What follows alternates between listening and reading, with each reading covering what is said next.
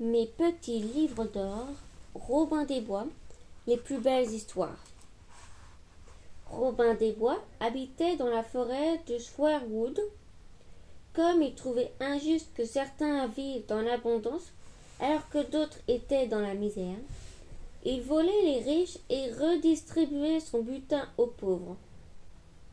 Un jour, Robin et son ami Petit Jean virent passer la couronne du roi Richard, dans lequel se trouvait son frère, le prince Jean.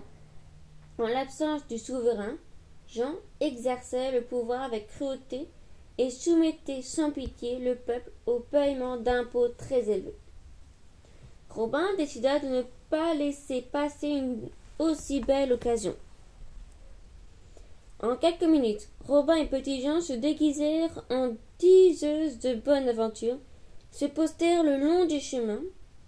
En les voyant, le prince, qui était très curieux de connaître son avenir, ordonna d'arrêter le carrosse. Le prince Jean invita Robin et Petit Jean dans son carrosse.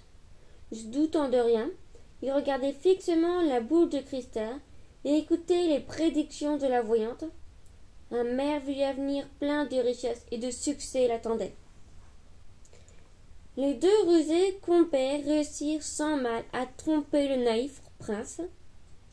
Robin l'endormit avec des paroles charmeuses. Il lui déroba ses joyaux.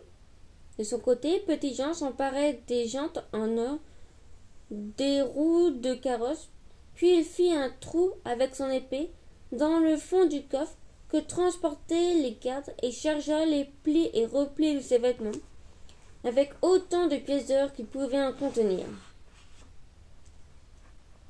Lorsque le prince Jean s'aperçut que l'on l'avait trompé, il était trop tard. « Elles m'ont volé! Poursuivez-les » criait-il désespéré. Mais Robin et Petit Jean étaient déjà loin. Le prince tenta de les rattraper avec son carrosse, mais, les roues dépouillées de leurs jantes, le véhicule fut immédiatement immobilisé, ce qui mit fin à la poursuite.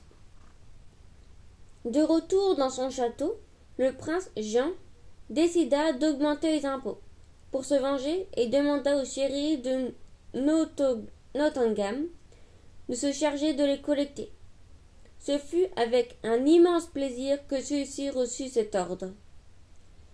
Il alla tout d'abord voir le forgeron, auquel Frère Duck venait de remettre des pièces d'or de la part de Robin.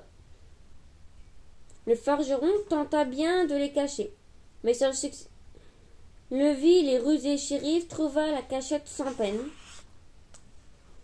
Puis le shérif se rendit chez Bobby. Ce jour-là, c'était l'anniversaire du jeune lapin, et, pour cette occasion, il avait reçu une belle pièce en or. Toute la famille avait économisé depuis longtemps pour pouvoir le lui offrir.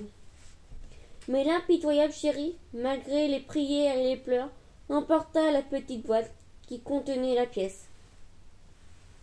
Heureusement, Robin apparut soudain, déguisé en mendiant. Il confia au petit Bobby un arc, une flèche et son chapeau et remit à sa famille une petite bourse, pleine d'argent, sonnant et trébuchant. Quelques jours plus tard, dans les alentours du château, les préparatifs du tournoi de la flèche d'or battaient leur plein. Le meilleur archer recevrait non seulement une flèche en or véritable, mais aussi une récompense exceptionnelle. Un baiser de la belle Lady Marianne. Robin était secrètement amoureux de Lady Marianne depuis très longtemps. C'est pourquoi, en dépit du danger d'être arrêté, il décida de participer au tournoi pour remporter un baiser de sa bien-aimée. Il se déguisa en cigogne afin de ne pas être reconnu par le prince Jean. Nul n'ignorait que Robin était le meilleur archer du pays. C'est pourquoi le prince Jean avait organisé ce tournoi. Il pensait ainsi tendre un piège aux valeureux justiciers. Beaucoup d'archers tentèrent leur chance, mais les uns après les autres y furent éliminés. À la fin de la journée, il ne restait plus sur le champ de tir que le shérif Nottingham et la cigogne du Devonshire. Znit! La dernière flèche de la cigogne atteignit le centre de la flèche. L'énigme Lady Marianne était heureuse, car elle avait reconnu celui qui se cachait sous le costume de la cigogne. Elle voulait que le vainqueur lui fasse une révérence, puis la prenne dans ses bras pour obtenir sa douce récompense. Mais, tout en félicitant la cigogne pour son succès, le prince déchira de son épée le déguisement de Robin. Le secret a été révélé et le prince Jean, ravi de sa ruse, ordonna que Robin soit immédiatement emprisonné dans le donjon. Soudain, le prince sentit la lame d'un poignard toucher son dos. C'était Petit Jean, caché derrière le rideau, qui était accouru à l'aide de son ami. « Ordonne que Robin soit libéré, » gronda-t-il en murmure, sinon... Le prince n'eut d'autre choix que de libérer Robin. Mais alors les deux amis durent affronter ces hommes de main. Comme toujours, ils en sortirent victorieux et disparurent de la forêt de Schwarium. Furieux, le prince décida d'augmenter encore les impôts.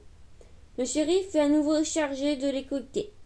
Et, tout content, il continua à opprimer le peuple. Il envoya en prison ceux qui ne pouvaient pas payer parce qu'ils n'avaient plus rien. À l'église, il ne restait qu'une seule pièce d'or pour les pauvres, mais le shérif s'en empara également. Frère Duck était très en colère. Il accusa le shérif d'être un voleur et le chassa de l'église en lui donnant un coup de bâton. Malheureusement, il ne pouvait pas l'emporter sur le shérif. Il fut arrêté et emprisonné. Les impôts triplaient, les prisons se remplissaient, mais cela ne suffisait pas au prince Jean, qui ne désirait qu'une chose, capturer Robin des Bois. Il était sûr que Robin voudrait délivrer Frère Duck. Aussi prépara-t-il une embuscade. Frère Duck nous servira d'appât. Lorsque Robin viendra le délivrer, il recevra l'accueil qu'il mérite, hurla-t-il rageusement. Déguisé en mendiant aveugle, Robin vint secourir Frère Duck. Avec son ami Petit Jean, il escalada les murailles du château et arriva sur l'esplanade, après avoir trompé la vigilance des gardes. Tous deux se mirent à la recherche de leurs amis et tombèrent sur le shérif qui surveillait la prison. Robin se déguisa alors en garde pour tromper le shérif et attendit que ce dernier se soit endormi pour lui voler les clés. Puis il ouvrit la porte et pénétra à l'intérieur de la prison avec Petit Jean. Cours libérer Frère Duck et les autres prisonniers. Pendant ce temps, je vais chercher l'or qu'ils ont pris aux pauvres, murmura Robin Jean. Dans la prison, Petit Jean retrouva les malheureux qui n'avaient pas pu payer leurs impôts. Parmi eux se trouvait Frère Duck. Petit Jean les libéra tous. Pendant ce temps, Robin était parvenu à la chambre du prince Jean et de son fidèle conseiller, le servant Triste Sire.